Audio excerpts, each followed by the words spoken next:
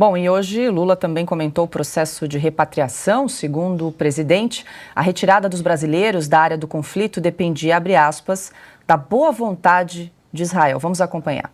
Com muito sacrifício, porque dependia da boa vontade de Israel, dependia de uma quantidade de pessoas que a gente não sabia. Todo dia ligava de manhã e de tarde, e ligava com o ministro de Israel, ligava com o ministro do Egito, ligava para o nosso embaixador. Finalmente nós conseguimos trazer as 22 pessoas. Agora vamos ver se ainda tem gente na Cisjordânia que queira vir. Porque nós não vamos deixar nenhum brasileiro ou brasileira lá, se ele quiser voltar. Bom, e Lula voltou a criticar a contraofensiva israelense em Gaza. O presidente disse que a reação de Israel ao conflito foi tão grave quanto os ataques do Hamas.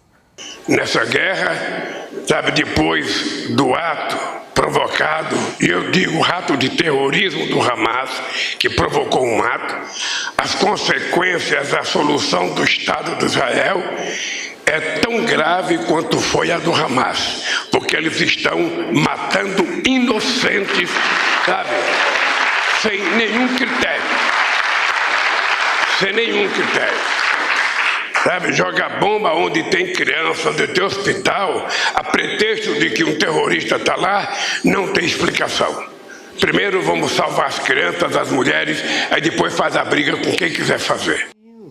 Os comentaristas indignados aqui no estúdio, só para trazer uma informação, o grupo de repatriados então é formado por 22 brasileiros, 10 palestinos então com familiares brasileiros que devem chegar ao Brasil logo mais. Augusto Nunes, quero te ouvir, mas antes a gente vai reproduzir aquele vídeo do Lula de algumas semanas atrás, dizendo que é só ligar para o Hamas para liberar os reféns. Vamos acompanhar. Não é possível, sabe, fazer o ataque, matar inocente, sequestrar gente, sabe, da forma que eles fizeram. Não é possível, sem medir as consequências do que acontece depois. Porque agora o que nós temos é a insanidade também do primeiro-ministro de Israel querendo acabar com a faixa de Gaza. E já conversei.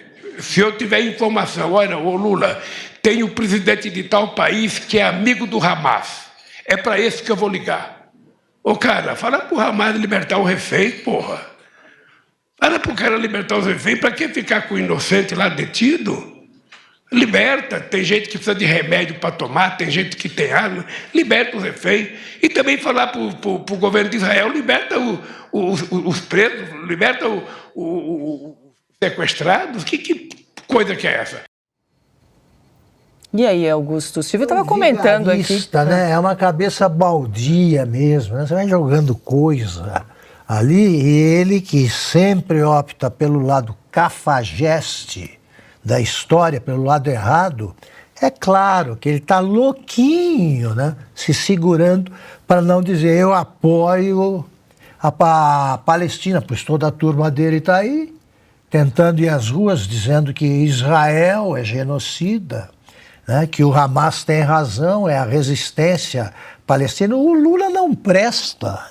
Esse vídeo mostra. Ele diz que se tiver um presidente amigo do Hamas, eu ligo, por exemplo, eu peço para ele, liga para o Hamas, solta essa pessoal, tá.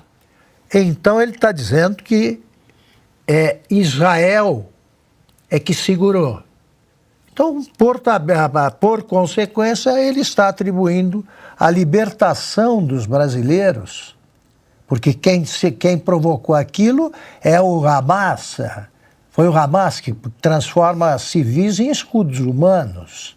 Então ele está dizendo que foi a reunião do Bolsonaro que resolveu o problema. Ele não procurou embaixador de Israel? Não. Ele só hostiliza. Agora, ele não é amigo dos palestinos? Ele não é amigo do Irã, por exemplo? Por que ele não conseguiu libertar? Os americanos, como disse a Ana, os americanos vão lá e cuidam dos seus. A Ana sempre fala isso aí. É perfeito. Os americanos conseguiram libertar os cidadãos que estavam retidos lá, cidadãos americanos. Tá? Até o governo Biden tem que seguir essa tradição. e libertar, e ponto. Você não tem coragem de fazer isso com o Hamas, que todo terrorista é covarde também, né?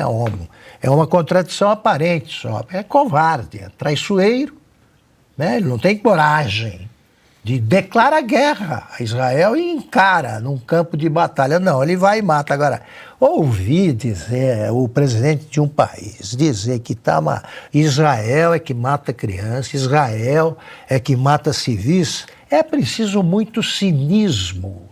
E também a plateia precisa ser muito cafajeste para aplaudir esse tipo de discurso, né, que certamente nasce de conversas muito inteligentes entre ele e a Janja, como mostra o sorriso dela com o maridão ali falando bobagem. Pois é, Augusto, e o Silvio fez uma observação, né, nesse vídeo que a gente acabou de exibir, quando a fala do Lula começou a desandar, ela levemente tocou as costas de Lula para ele encerrar o comentário, porque o negócio estava indo de mal a pior, né, Silvio?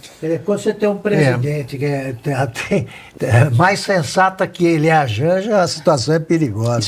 Isso aconteceu num café da manhã para jornalistas. Ele estava cercado de jornalistas, por isso a presença do ministro da SECOM, ministro das Comunicações, o Paulo Pimenta, e a Janja, que anda ali a tiracolo o tempo inteiro. Mas se vocês observarem as imagens, nós estamos exibindo mais uma vez, a estética, ela entrega muita coisa. Você vê que nesse momento é o momento em que ele fala o palavrão, o momento em que ele já estava exaltado, e ela realmente ela mexe no cabelo para disfarçar e depois cutuca ele ali, encosta nele. E o Paulo Pimenta também, o Paulo Pimenta é um sujeito muito bonachão, sempre muito sorridente, você vê que ele fecha o semblante, ele olha para o lado tenso, demonstra tensão na forma como ele olha, porque o Lula de fato não estava bem nesse dia. Agora é aquela coisa, né?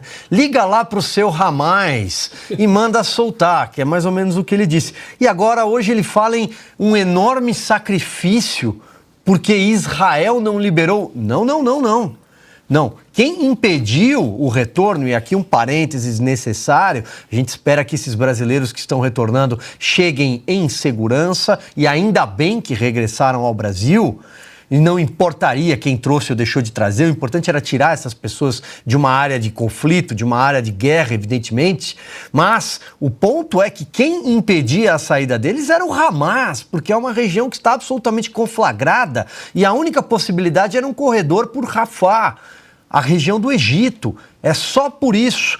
Esses hospitais que o presidente comete fake news ao anunciar que Israel bombardeou, na realidade, eles funcionam como bunker do próprio Hamas. Isso já foi admitido.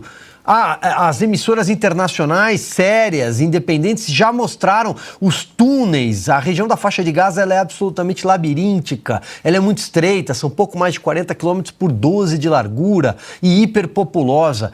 Não só as crianças, que ele, de novo, comete fake news, ele já chegou até a anunciar um número, 4.000 crianças mortas, o que é mentira. Ele está usando a máquina de propaganda do Hamas. Ele utiliza a máquina do Hamas para fazer divulgações. Por que ele não vai buscar números oficiais?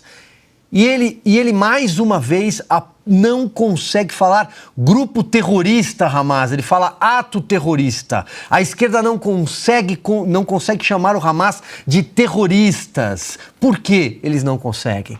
Quem será que tem ligações com esse grupo? Que deputados será, de qual partido, que assinaram no passado recente, 2021, um documento quando o Reino Unido quis apontar para o Hamas como grupo terrorista? De que partido eram os deputados que não assinaram? Inclusive esse que hoje é ministro das Comunicações e estava sentado ao lado dele. Inclusive outros deputados que hoje são ministros desse governo, que não conseguem condenar com veemência um grupo de bárbaros, de selvagens, que mataram crianças com requintes de crueldade que eu não consigo mais descrever aqui, porque dói, é duro descrever o que aconteceu ali.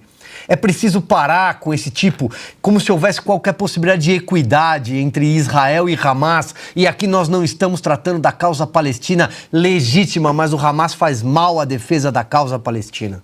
Talvez fosse necessário uma faixa territorial chamada Palestina para encontrar a paz definitiva nesse pedaço do planeta. Mas não é com a equidade entre a civilização e a barbárie, porque isso é impossível. Porque nós estamos falando de humanidade e qualquer pessoa que teve acesso a essas imagens ou aos relatos do que aconteceu, do banho de sangue que aconteceu há mais de um mês e tem um mínimo de compaixão, é impossível defender o Hamas. Isso é uma questão de caráter, isso não se trata de religião, isso não se trata sequer de fé, ou melhor, talvez sim, na fé na humanidade. E quem não perdeu, com certeza, condena o Hamas.